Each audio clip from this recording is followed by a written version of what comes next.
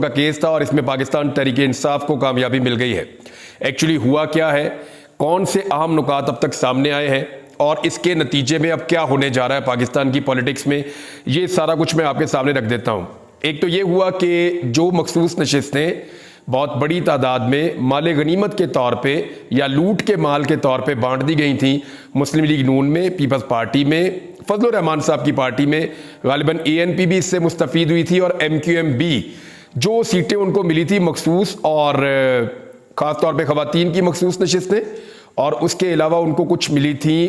अक़लियती नशिस्तें भी, वो सारी उनसे वापस हो गई हैं। यानी वो फैसला इलेक्शन कमीशन ऑफ पाकिस्तान का सुप्रीम कोर्ट ऑफ पाकिस्तान के फुल कोर्ट ने यानी तमाम जजेस ने बैठकर 13 जजेस ने उसको कलअदम करार दे दिया है और वो फैसला गलत करार दिया गया इलेक्शन कमीशन ऑफ पाकिस्तान का और ये नशिस्तें पाकिस्तान तहरीक इंसाफ को मिलेंगी, सुन्नी इत्तेहाद कौंसिल को नहीं मिलेंगी। दो वकला थे, फैसल सिद्दीकी और सलमान अकरम राजा।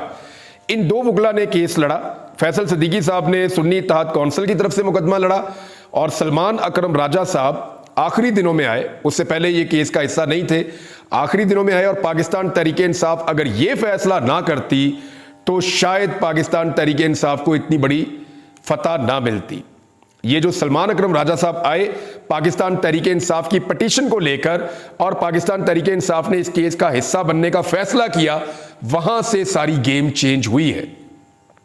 क्योंकि कादी साहब बार बार कहते रहे कि ये मामला तो पाकिस्तान तहरीक इंसाफ का है, हम क्यों सुने, वो तो है ही नहीं यहां पे, हम क्यों तहरीक इंसाफ की बात सुने। फिर तहरीक इंसाफ आ गई मैदान में सलमान अकरम राजा साहब के जरिए से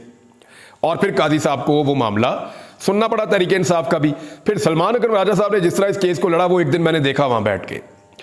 कादी साहब ने उनको डिस्ट्रैक्ट करने की, उनको इधर उधर मूव करने की, उनको बार बार आगे बढ़ाने की बड़ी कोशिश कादी साहब करते रहे, लेकिन सलमान अकरम राजा साहब डट कर वहां खड़े रहे बड़े कॉन्फिडेंस के साथ। वो अपने कानूनी नुकात एक एक करके बयान करते रहे और उन्होंने एक्सपोज कर दिया इलेक्शन कमीशन ऑफ पाकिस्तान के उस सारे अमल को जिसके नतीजे में पाकिस्तान तहरीक इंसाफ या सुन्नी इत्तेहाद कौंसिल से मखसूस नशिस्तें छीन कर वो हवाले कर दी गई थी PDM की जमातों के माले गनीमत या लूट के माल के तौर पे। और कादी फायद ईसा साहब उसको सपोर्ट कर रहे थे, उस एलिमेंट को ऐसा लगता था कि कादी फायद ईसा साहब इलेक्शन कमीशन ऑफ पाकिस्तान को सपोर्ट करना चाह रहे हैं, उनको प्रोटेक्ट करना चाह रहे हैं, उनको रेस्क्यू करना चाह रहे हैं, लेकिन वो कर नहीं पाए। अब मैं आपको बता दूं फैसला